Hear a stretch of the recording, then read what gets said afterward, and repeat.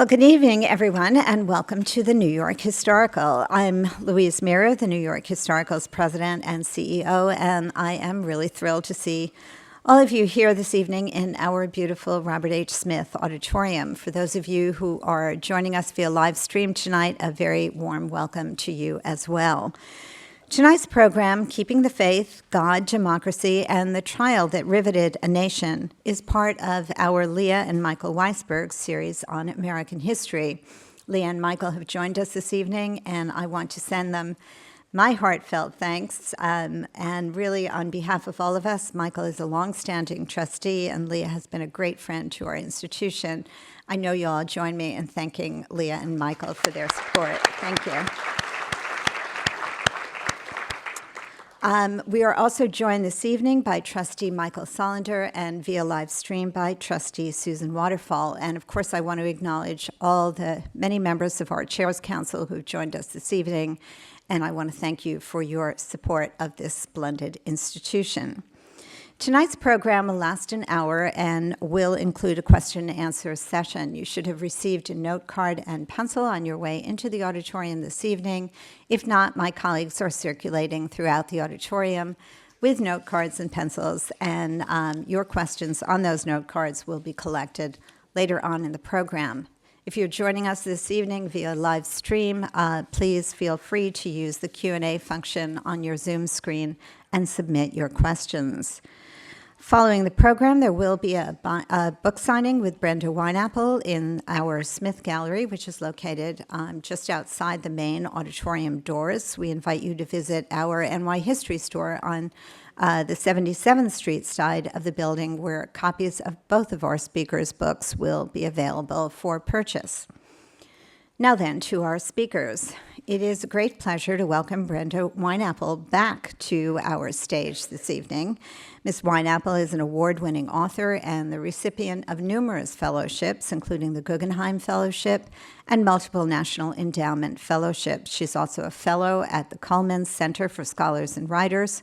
Her most recent book is Keeping the Faith, God, Democracy, and the Trial That Riveted a Nation, which is the subject of tonight's program. We're also honored to welcome our moderator, Preet Bharara, to the New York Historical. Mr. Bharara served as U.S. Attorney for the Southern District of New York from 2009 to 2017 and is a distinguished scholar in residence at NYU Law. He's the host of the podcast, Stay Tuned with Preet, and the author of Doing Justice, A Prosecutor's Thoughts on Crime, Punishment, and the Rule of Law. Just before we begin our program, I'd like to ask that you please make sure that anything that makes a noise like a cell phone is switched off. And now, please join me in welcoming tonight's distinguished guests. Thank you. Thank you. Thanks, everyone. It's good to be here. Brenda, congratulations on the book. Thank you. It's great to be with you. Keeping the Faith has multiple meanings, it does. Perhaps, for folks in the audience. I'm not referring to anything in particular. Keep the faith. But keep the faith. Keep the faith. It's a good message, whether you read the book or not, and you should, because it's a great book. If I could begin with a point of personal privilege that you know about, one of the reasons I agreed to do this a long time ago, and I immediately agreed to moderate this discussion, because the material that is the subject of your book is very near and dear to my heart. When I was in 7th or 8th grade, I always forget which, I read a play called Inherit the Wind, which is not loosely based on the drama, but quite literally takes a lot of material from the actual events of 1925 in Dayton, Tennessee. And I have often said, because I think it's true, that reading that play and reading about the trial was the first time I thought maybe I wanted to be a lawyer, because it really made a big impression on me. And then I saw the movie, the original black and white, which kids today, my daughter's here, by the way. I don't think she'll see a black and white movie. Starring But she'll Spencer, see that one now. She's now annoyed that I've mentioned her. Starring Spencer Tracy, which I think was one of the great films.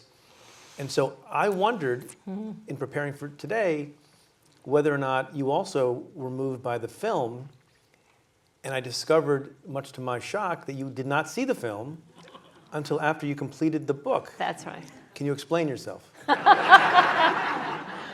you're not putting me on the defensive or anything, are you? Well, there are a couple of reasons. I had never seen the film. I had heard of it, obviously. With So you're like, certain... I'm going to write an entire book, and then I'll see if I like the film. Well, it has nothing...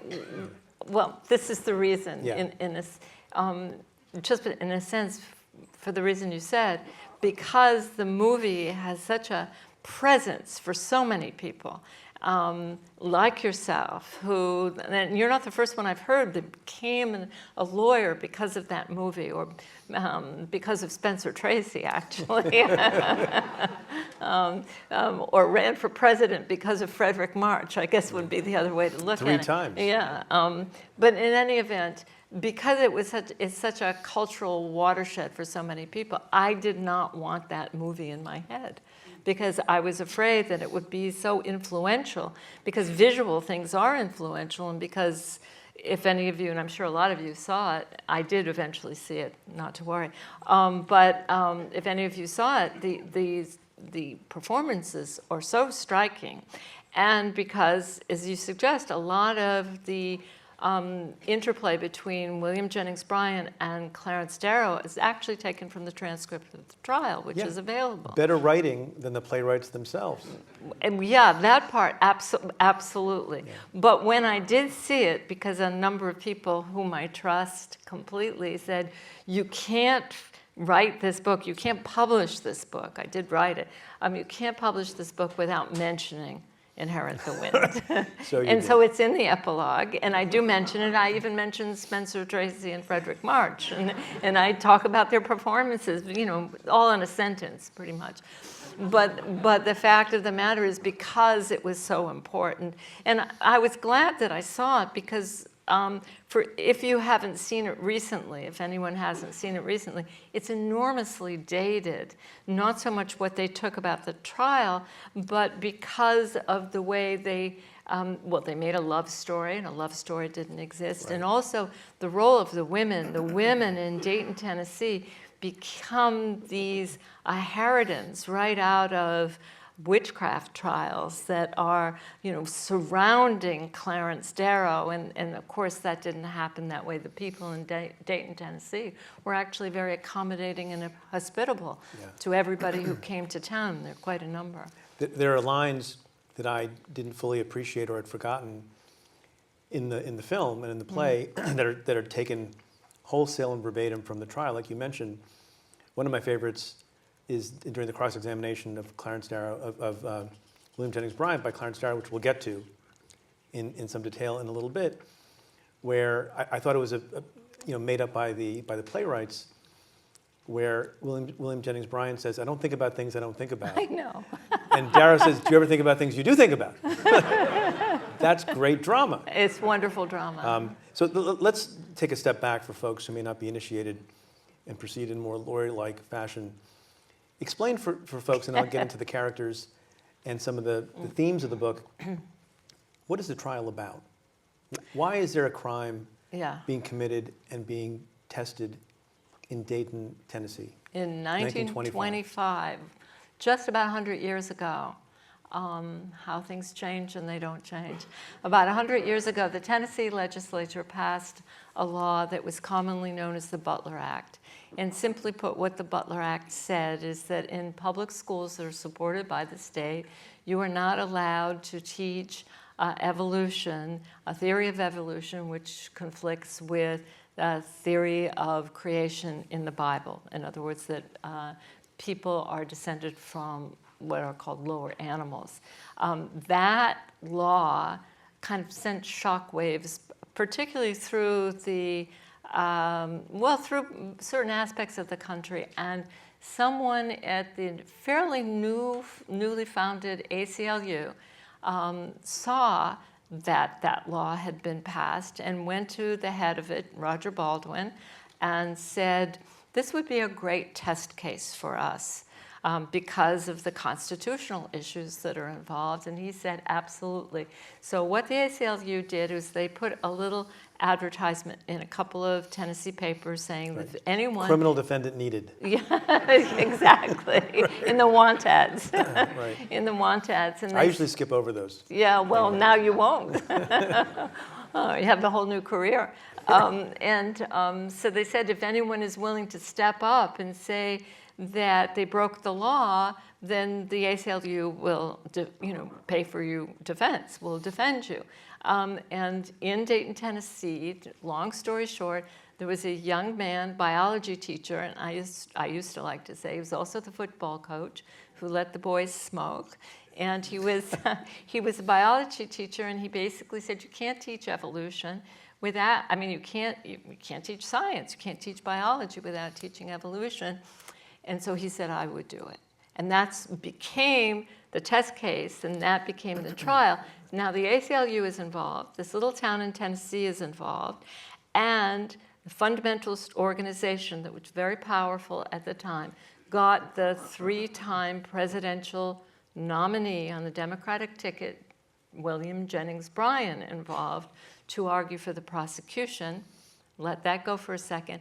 When Clarence Darrow, celebrated attorney Clarence Darrow, had just come off a very celebrated case, when he heard Bryan was involved, He's like, I'm in. he said, I'm in. He said, I will waive my fee, even. Yeah. So that's how it became kind of mushroomed in that particular way. Could you spend another minute Sure. talking about these two, arguably the two most famous lawyers in America, two of the most famous lawyers in America in 1925, Yeah. where they were in their careers, not in their prime, and what this case meant for them, not after it ended, because it meant different things. because that was different, right? Yeah. Well, So on the eve of the trial, yeah. what did this case mean for those two individuals?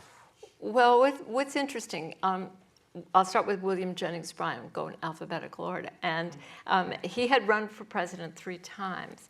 He was a lawyer. He was trained as a lawyer, but he really never practiced. He was a practiced politician. And he was very adept at running for president and losing. That's not always true, unfortunately. They kept at it. He kept coming back.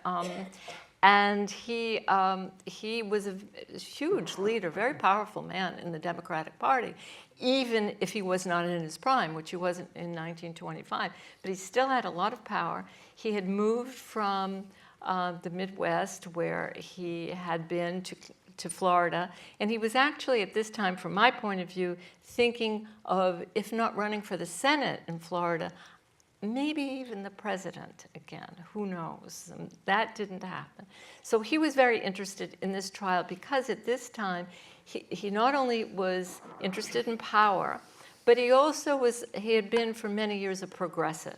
And progressive causes for him were not only that women should have the vote, but prohibition, because he felt that by curtailing drinking in the countries, it's not necessarily the horror that we think, that you will protect families. So he's very family-oriented. And then he had become more and more a fundamentalist, which, in the simplest sense of what that was at the time, was he believed in a literal reading of the Bible. And so he felt, for many reasons, at this juncture by 1925, particularly after World War I, that there was something terribly wrong with the theory of evolution, which he associated with Darwinism, which he associated with social Darwinism, and which he also then associated with the whole idea of might makes right and the First World War. And he was ready to do battle, to duel to the death for the sake of Christianity. And that's what he felt he was there to do. So pause on him for a second, and Sure. we'll get to Clarence Darrow. What was his fundamental misunderstanding in equating the theory of evolution as articulated by Charles Darwin Right. in The Origin of Species versus this other social theory that became in vogue of social Darwinism? Right. Social Darwinism, the simplest way to think about it is from the vantage point of the phrase we've all heard, survival of the fittest. And the survival of the fittest became a kind of catchphrase, was actually not Darwin's phrase. It was somebody named Spencer who became a kind of sort of Darwin light in a certain sense. And what that meant was that species survived because they should survive. That, in other words, that there wasn't a kind of natural random selection that occurs over time, change over time, but rather that if you are rich, it's because you deserve to be rich. If you are powerful, you deserve to be powerful. If you're a robber baron or a capitalist at the top of your game, you deserve that. And if you're poor, then you deserve that too, in that sense. And how did that conflict with his understanding of a literal interpretation of the Bible? Well, for him, that's also another aspect of this. But let me just finish on the survival of the fittest. One of the things that was so offensive to Brian about World War I was that he associated science with technology, and might makes right, which is survival of the fittest, with Germany, the enemy. And in that particular context, might makes right and technology, well, what did that bring us? Poison gas and almost 40 million casualties during that war. So he was horrified by the fact that to him science has run amok because nobody was there to stop it. When nobody's there to stop it, what he meant by nobody is he meant Christians, Protestants, who read the Bible literally and who understood that God created humankind in 7 days and then rested, or 6 days and then rested, and that we are created in God's image. The fact that we may have evolved over time, however that happened, because all the scientists and evolutionists who'd come to the trial to testify said how evolution occurs is something that we don't really entirely understand. But that it occurs, we do understand, because we could just look at rivers and the way riverbeds cut through mountains, things of that nature. Yeah. But what Brian says is, no, we're created in God's image right at the outset of creation, 7 days, and that all occurred about 6,000 years ago. So that when Darrow got Brian on the stand and says, did you ever realize, do you know that there are civilizations that are older than 6,000 years, or that are older than the flood, because the flood presumably wiped out everything, you have to start all over again. That's when Brian says, I don't think about things that I don't think about. You know, I've never thought about that, really. And it's not important, because that's the speculations of men. And I'm only interested in the Word of God as it's written in the Bible, because that's what was also there. Aesthetically offensive. You know, somebody coined the term, you know, lots of people know the trial is the Scopes trial, or the monkey trial, or the Scopes monkey trial, because the idea of being descended from other animals is one thing, but monkeys is something different. Well, Darwin never said we're descended from monkeys exactly, but this becomes one of the sort of, larger issues of the trial, because one of the things that, from my point of view, is that the trial really isn't about science. Science becomes a metaphor for something else, because actually very few people understood evolution, the mechanisms of evolution. Yeah. So that's really still may be true. But that's not what was being fought about. Yeah. It became a kind of, as I said before about that movie, that's a different issue. It becomes a cultural watershed itself in 1925, because there was a subtext, and the subtext of monkeys, for example, which had nothing to do with Darwin evolution, the theory of evolution, or even what was in the authorized Tennessee textbook. That was a kind of code word. Brian was a white supremacist, and he wanted to believe that when we're created in God's image, God happens to be male and white. Yeah. So that was, something Tennessee? That's going on there too. What? And from Tennessee? No, he didn't go that far. I don't know Florida, maybe? No. So Florida now, actually was selling real estate, but I didn't want to tell you that. He hated plutocrats, like he was being derided as a millionaire, and he said, "I'm not a millionaire. I only have 500,000, something like that." I think God is into real estate also. Mm-hmm. So Clarence Darrow, when I was then in high school and then in college, and thinking about becoming a lawyer, was like an idol to me. He disabused me of. Is he still? A little less after reading the book. Really? But describe I'll have to ask you why. The conflict. Well, I had not read deeply about the likelihood that he had tried to bribe a juror. But it's not known. See, now Yeah, we're but- having the but now- conversation. but- I'm turning the tables But on since him. the time that I read about all Yeah. these things when I, Yeah, pre-college, sure. pre-law school, Yeah. I was much more, I think, gullible. Having been a prosecutor for a long time, I believe in the guilt of people in certain circumstances, and it's very sketchy to me It is sketchy, what but I it's know not. about it. He hung jury and they didn't retry the case. Anyway, sorry about that. A little aside. But describe, so what's interesting to me in many ways, and you make this point in the book, with respect to the clash of these two titans, they're not hired guns. And they're not just people who are excellent lawyers who are making the case that it's their duty to make. They are the embodiment of the sides. Right? As you said, William Jennings Bryan is a fundamentalist, is a literal interpreter of the Bible. He believes this. He definitely believes And it. Darrow, famous, known agnostic, atheist, who has very solidified political views with the ACLU and otherwise, he embodied the other side. How did the community and the country at large react to Clarence Darrow taking that role in this case? Well, just as an aside, because you're a lawyer, which is intimidating to me, but in any event, the ACLU wasn't entirely happy with Clarence Darrow representing the anti-fundamentalist or the point of view. They would have preferred not having him, but John Scopes, who was the young man who stepped up, and since he's the one in the docket, really gets to choose who he wants for an attorney, and he said, I want Darrow, basically. Darrow was enormously famous. He had had a colorful career, that's fair, in the sense that he had started as a labor lawyer, and as a labor lawyer, he was defending anarchists, men accused of throwing bombs, socialists, communists, and most recently, right the year before the trial, he was defending, he was no longer really a labor lawyer, he was defending two young men, Leopold and Loeb. You may be familiar with them from another movie. But Leopold and Loeb. Did you see that one? No, I haven't seen that. I'm not writing a book on it, so I don't have to see it.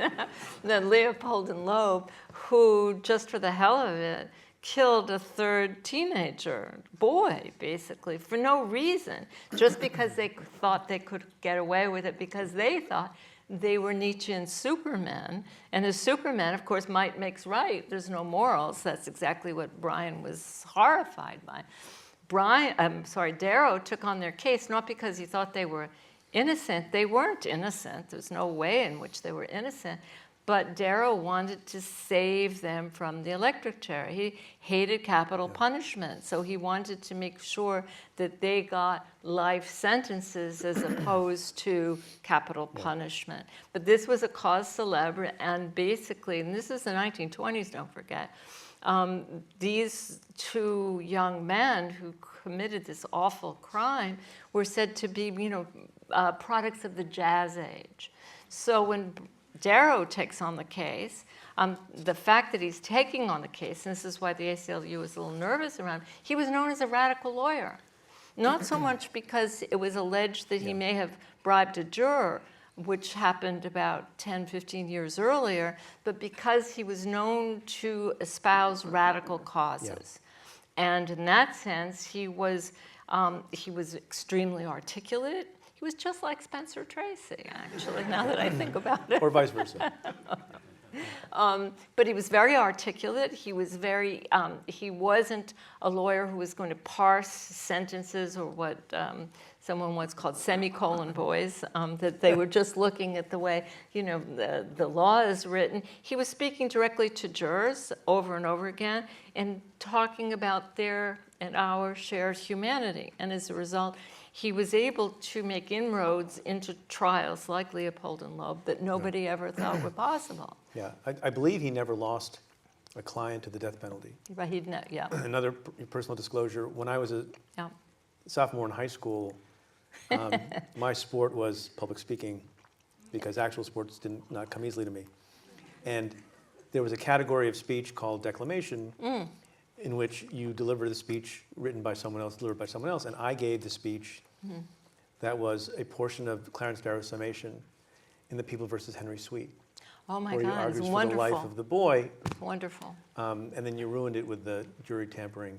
No, I'm joking. No, I didn't ruin that. He joking. didn't tamper with that jury. He was defending a black family from White mob. yeah, from a white mob that wanted them, this family, this doctor and his friends and family, he wanted, the white mob wanted them out of the neighborhood. They had moved into a neighborhood in Detroit. This was right after the Scopes trial. He just didn't miss a beat, Clarence Darrow. He goes from Leopold and Loeb to Scopes to the Ocean Sweet trial.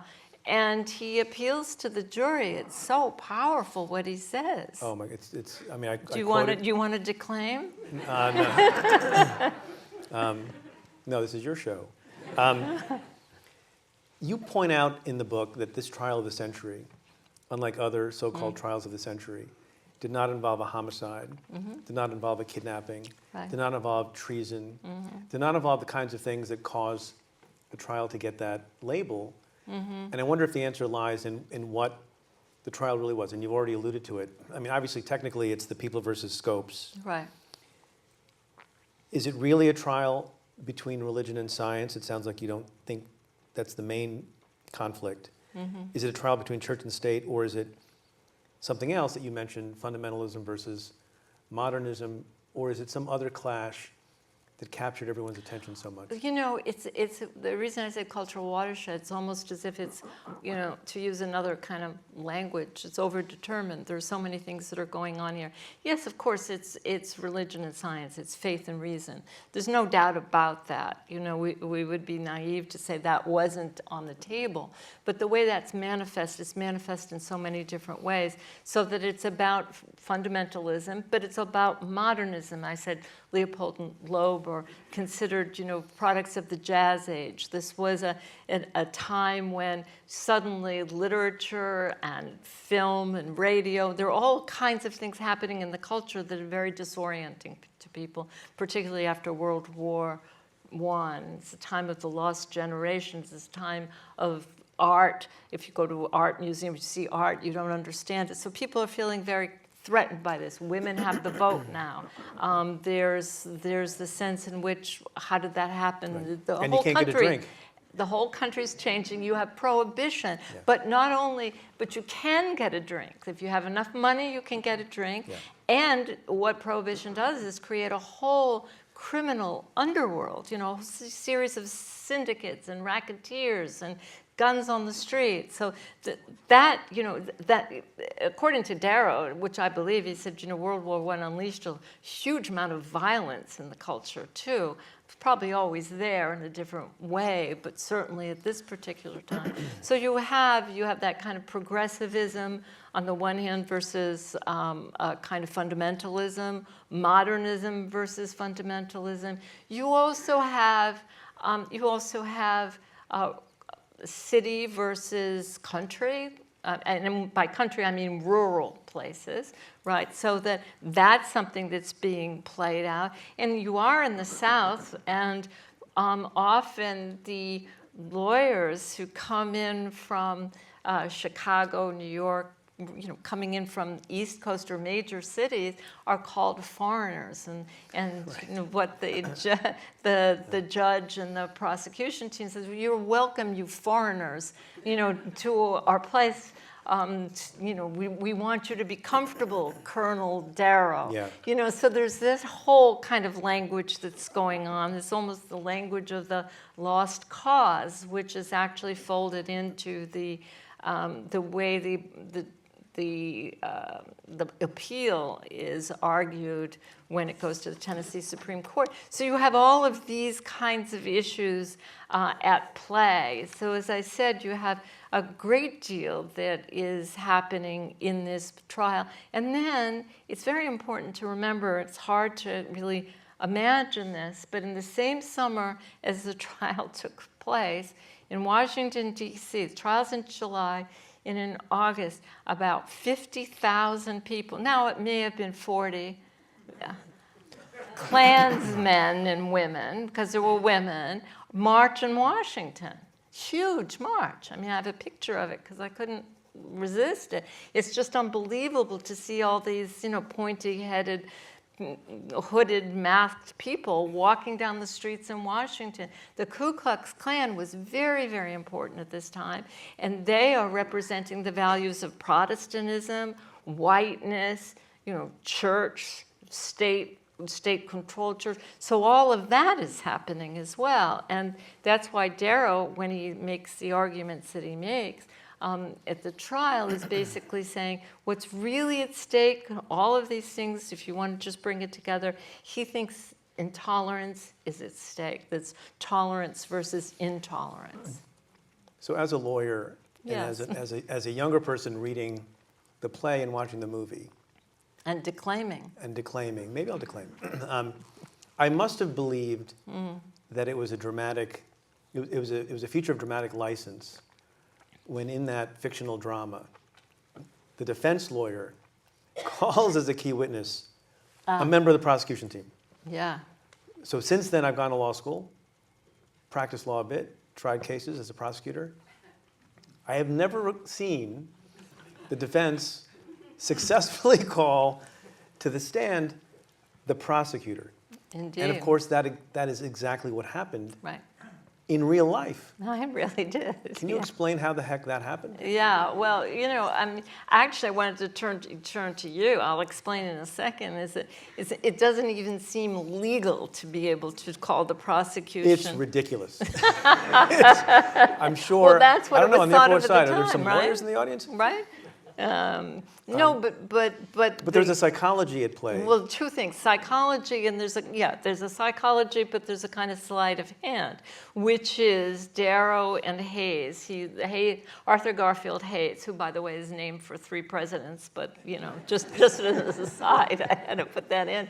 But Darrow and Hayes decide to call Brian to the stand. He's the lead prosecutor.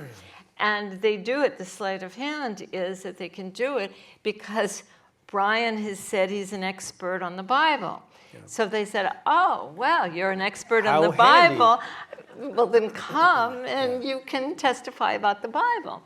And Brian is very happy to do this. You might think this is nuts. You shouldn't do this if you were advising him. Correct.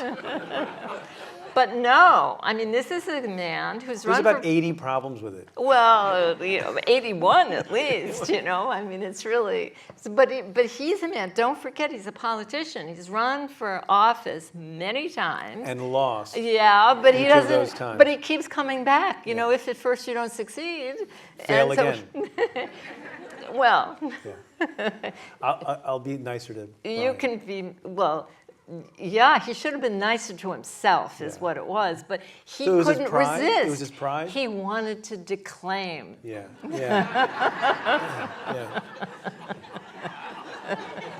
That's These that's lawyers. the Waterloo. That's a Waterloo for a lot of men. Yeah, well, wanting to no, declaim. but he really felt that he was going to get, so to speak, his day in court.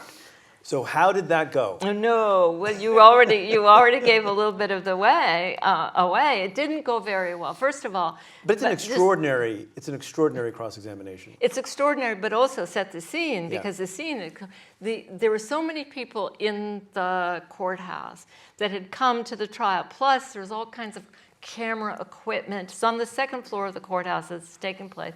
Small town, Dayton, Tennessee. Everybody's there. No air conditioning. No air conditioning. It's a heat wave in July in Tennessee. So you can imagine. The poor head of the jury, the foreman of the jury came out and said, can you get us a fan? Basically it was terribly hot.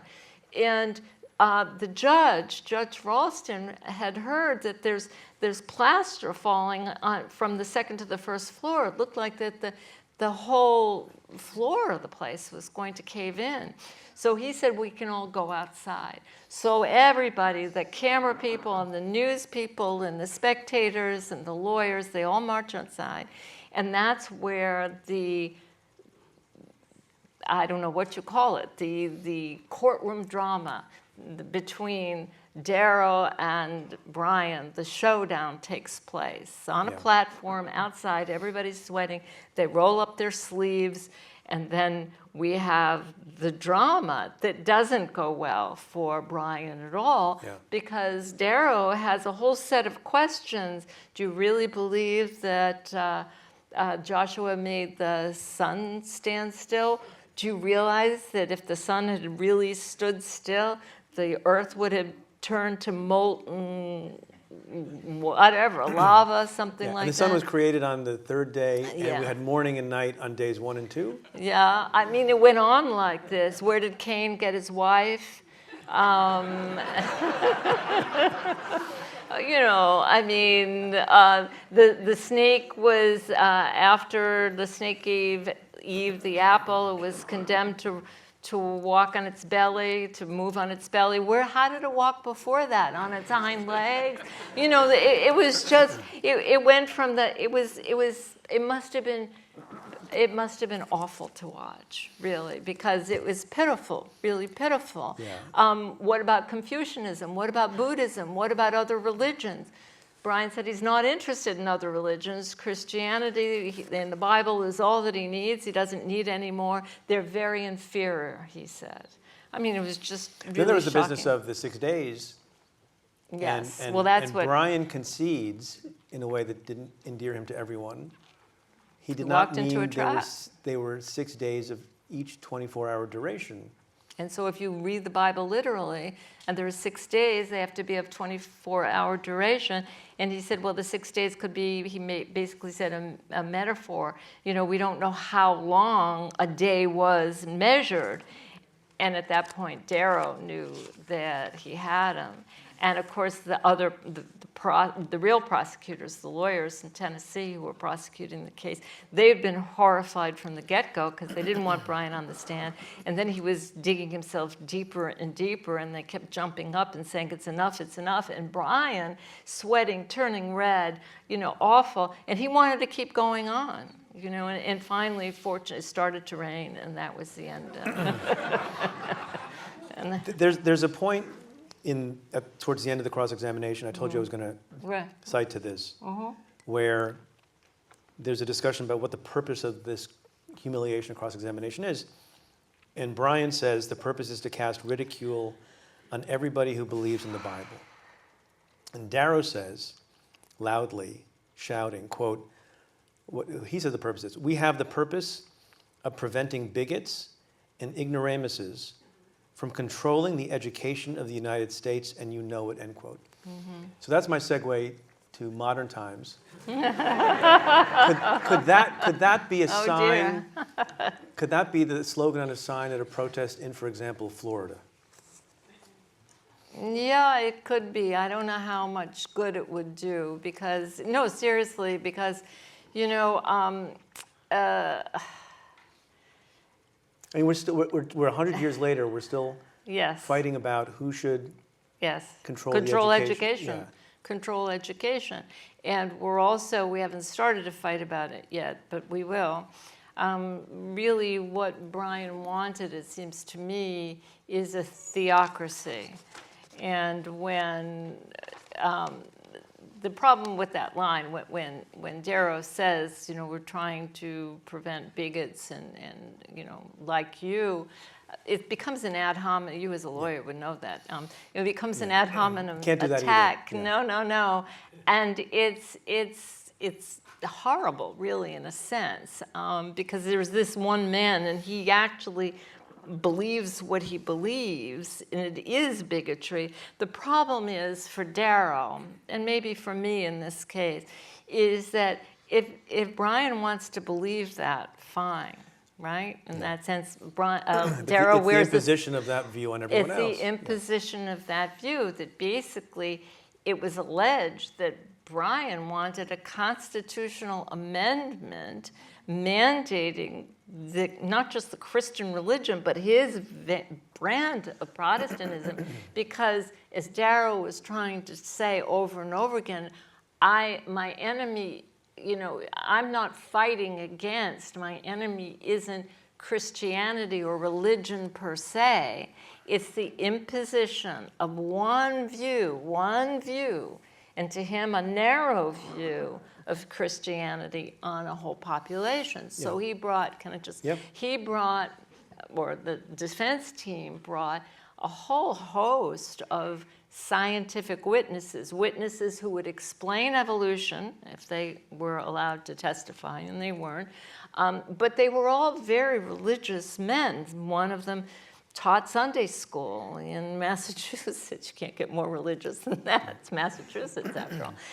But they were all religious men, and they were basically saying the theory of evolution doesn't contradict our beliefs at all. You can believe in something called theistic evolution, which means, God sets things in motion. I mean, who knows where creation begins? So there are all kinds of ways of talking about this. Brian, and this is why Darrow really lost his temper at that point. And, it's really, he was they were both out of control. Everybody was out of control. And he's basically saying, no, I'm not against religion. He says it in another, I'm not against a religion, I'm against your fool religion, which is to say, your just very narrow view of it that you want all of everybody else to believe. Yeah, look, he says in the cross-examination, I think more than once, this point about how there are many devout Christians in the world who can square their religion and the Bible with evolution. And he says, are you the only man in the world who understands the Bible? So sort of highlighting an arrogance there. There's another vignette that you give in the book that just occurred to me as you were speaking. Yeah. When Clarence Darrow was asked when he shows up in Dayton, I think, do you believe in God? And Darrow says, what does God mean to you? And the person says, love. He says, in that case, I believe in God. Right. Interesting point. It's moving in a certain sense, because when we started, you said, Darrow, atheist, agnostic. He wasn't an atheist. Yeah. Atheist is too kind of narrow itself. He was an agnostic.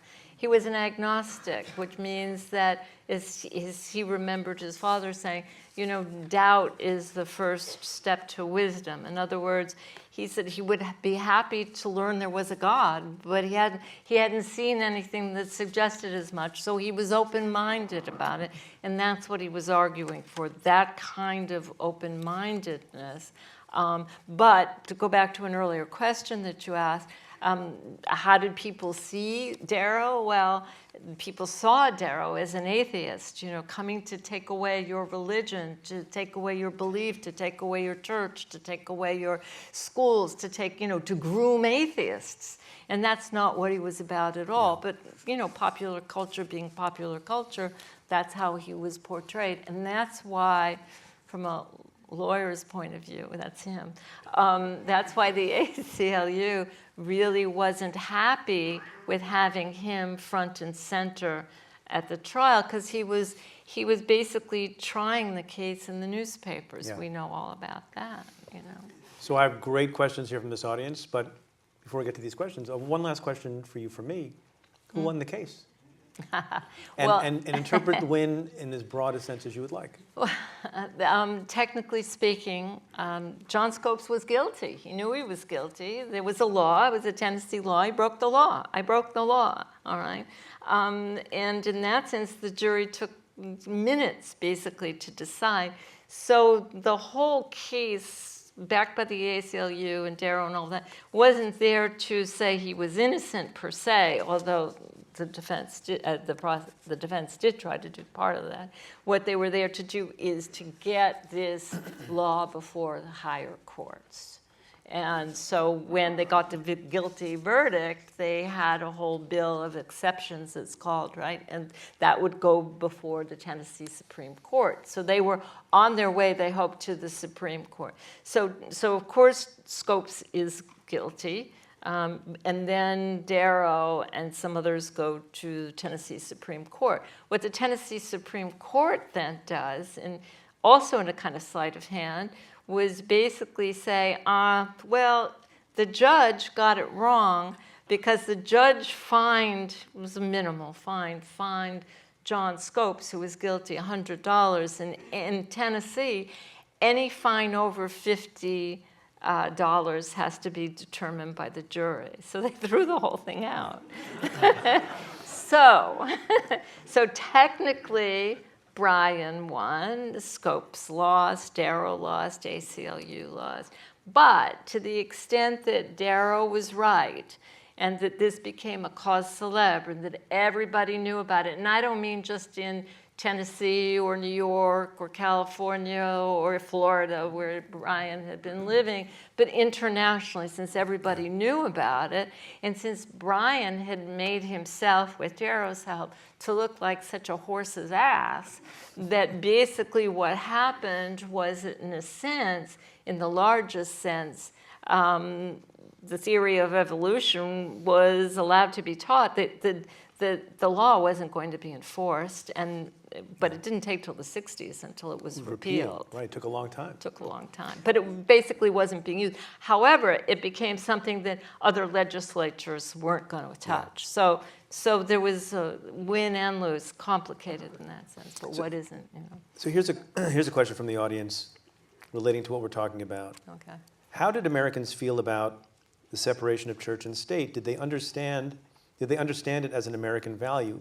Presumably this question is about Dayton, Tennessee in 1925. Yeah. It is an American value. I think they did understand it as an American value, but at the same time, they felt that the church had been denuded completely, and they wanted the church back in. You know, I said something in the book, and I was ambivalent about putting it in, but I'm glad I did now, is that even in the 50s, there was some kind of discussion about, in the Pledge of Allegiance, whether the Pledge of Allegiance should have under God in it, you know, Pledge of Allegiance, whatever, you know, under God. And it was not there, and then it was there. And the argument was very much like in the Scopes trial, because if you don't have that in, somebody said, well, then a communist could be taking the same pledge if you don't have under God. So there was this misunderstanding that it is a Christian nation, regardless of the separation of church and state. You can separate them, but you still have to be able to have God, is what many were believing, and, you know, reasonably so. Just one more thing. The ACLU wanted to fight the Scopes trial on constitutional grounds solely, which was to say it's just about the separation of church and state.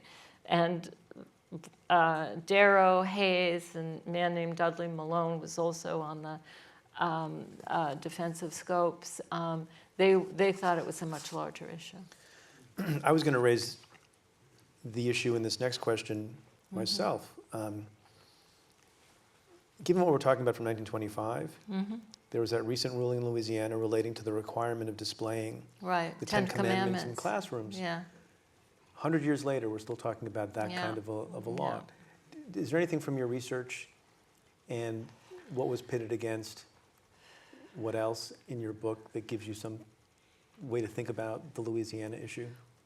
Well, that, you know, if I read correctly today, quickly, that the judge intervened in that and threw that out, basically. And he said, if I understand this, and I did read it quickly, basically I thought it was interesting, the judge's argument was saying that if you post the Ten Commandments, that then children are being forced to see it. You can't not see it, which I thought was an interesting legal argument, which also means it's going to be continued to be argued. And it seems that we're very much in a Scopes kind of moment where that's going to go back and forth for a while. So that leads to my question, which is not a legal question. Yeah. But what does it say that some fundamental issues that legal scholars, constitutionalists, and others would say, these are settled questions? Yeah, well, so is Roe v. Wade. But they're not really settled, are they? No. Yeah. And what does it say, good or bad, or indifferent about the country, that some of these central questions about how we organize ourselves into an ordered society are unsettled? Yeah, well, I mean, I'm not capable of really answering that quickly or easily. The fact that it's unsettled, that these are settled questions theoretically that is, you know, unsettled, to me, if you forgive the sort of use of the word again, suggests that there's something unsettling that's going on behind the questions that they keep coming up, because they must be themselves placeholders for something else. In other words, they're not the questions themselves, they're about the way people are feeling that lives are out of control. I think that's what was going on in the 20s. From what I understand now, it's a similar, for different reasons, people feeling lives are out of control, feeling that certain institutions that seemed foundational are not foundational, wanting to go back to something that presumes to give security, it seems to me. The irony, of course, is why wouldn't a settled question give security? Well, it's like Brian says, these were only settled by men. You know, so it seems we're going to keep coming back to this. I don't see any end to that. So here's a question about arguably the most important character in the whole saga, the defendant. And the question is, did Scopes know what he was signing up for in terms of celebrity and infamy when he started teaching evolution? No, of course he didn't know. It's just a guy who, you But know, then he's he a answered the football wanted coach. ad. Did he know then? Oh, he didn't answer the wanted ad. Oh. There was a group of people in Dayton who Oh, were his hanging buddies? around. His and- buddies were like- well, they weren't even his buddies. They were just people who sort of said, "Oh, you're teaching biology? Come in here for a Coca-Cola," which is basically what they did. And then they said, "Will you do this and bring, if you're going to have, from a cynical point of view, bring a lot of opportunity to our town, because people are going to come in and they're going to buy more Coca-Cola." But I think he was also a serious young person who believed that you really can't teach biology without teaching evolution. And there's an irony here too that I only sort of mentioned in an aside. He's teaching from the Tennessee state authorized textbook. Yeah. It's a textbook authorized by Tennessee. He's not teaching, you know, from James Joyce or something, you know? I mean, this is the Tennessee book, basically. But the thing about Scopes is also interesting, because, you know, we live in a celebrity culture, and it wasn't any different in 1925. So people say, "Oh, I'll make a movie out of you," or "You can sell a book." He didn't want celebrity in that way. He wasn't, it was the Scopes trial. We call it the Scopes trial. People don't even know who he was. What happened to Scopes? Do you know? No, of course nobody knows. People think that's the name of a monkey or something. Right. He You was know, immortalized. Or a mouthwash. If I remember, I haven't seen the movie in a while, but this audience will know, I believe that the actor who played Scopes in the trial, in the movie, was the actor who played Darren in Bewitched. There you go. Yeah. That's my husband. Yeah. Yes, absolutely. You know, and Gene Kelly plays the journalist H.L. Mencken, so it's quite an array of characters. But Scopes went on to live a reasonable and quiet life.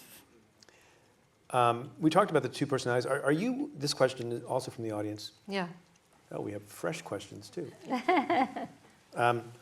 Do you know of any other trials in American history where the lawyers were such personalities? I can't think of any. Well, O.J. Simpson, they became personalities.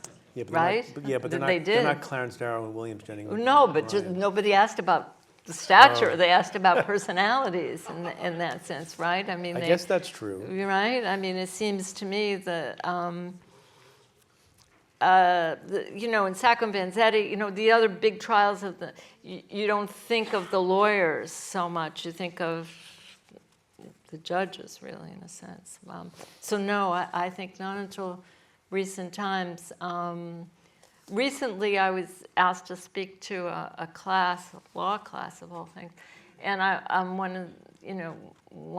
asked them, because they would know, if there was, and I'll ask you, if there is a lawyer of that kind of celebrity and stature, not just celebrity, we're not just talking, but that kind of stature that is almost a media star today, but also of values that many people share. Besides you, of course. I'm not aware of one. Yeah, I mean, Clarence Darrow was a very unique character. He's not alive anymore, right? Yeah, but you know, even that's, I hate to say it, dated. I mean, Yeah, but again, the fact that we're stretching, I mean, it was searching for something, and when she was a litigator and constantly. But again, I mean, we're still, we're still digging Matlock. into the past. There you go. We have a winner. There you go. From Bewitched to Matlock, We're almost out of time, and this question. You should have been an actor. Do you think the massive amount of media attention in that case impacted the final ruling? And if I can add another part to that question? Mm-hmm. Because radio was a big deal. Mm-hmm. So A, did that have an effect? And B, in researching and writing this book, do you have a view about cameras in the courtroom today? Radio was had enormous impact because more and more people had radios. So really, it was almost like the social media, as it were, of the day. I mean, it was brand new, and suddenly you could have, lucky you, Calvin Coolidge in your living room, and That's how they sold radios in the old days. and this trial was actually I think the first trial that was ever broadcast on the radio. The Chicago radio station carried it. So it gave it much more appeal in a certain sense. You could turn in your dial. Did the media have an impact on the outcome? I don't think so. But it had an not at the literal outcome, but on the figurative outcome, the symbolic outcome, the fact that at least for many years, I don't know if it's still true now, the Scopes trial was taught in high schools or in grammar schools. That's because it was a media event. It wasn't just some arcane thing happening, in some small town in the South. So yeah, I think it did have an impact. And I think probably a good one. About cameras in the courtroom today, I'm really so ambivalent. So, really? Yeah, Interesting. yeah. So we're about out of time. Final question. Would you preview the next book you might be working on? Might it be a book about the Menendez brothers trial? Yeah, sure, absolutely. Trial of the century. What an idea. My next book's a very, very, very small book for part of a series on Fiorello LaGuardia. There's an airport named that. You think? Yeah. Brenda, thank you so much for your Thank you, time. Preet. Congratulations Thanks. on the book, Keeping the Faith, God, Democracy, Thank you. and the Trial That Riveted. Thank you. You're great. Good evening, everyone. Hello, my name is Kat Schwartz. I am Director of Public Programs here at the New York Historical. We were thrilled to have you join us this evening for this fascinating talk on American values, tolerance, and the truth. I hope that you will join us for the remaining programs in our fall season. And in the meantime, I do want to encourage you to head to our museum store on the 77th Street side of the building, where we will have copies of our speakers' books available for sale. And also, please do join us in our Smith Gallery just outside the auditorium doors, where Brenda Wineapple will be signing copies of her book. Now, please join me in giving a final round of applause to our speakers.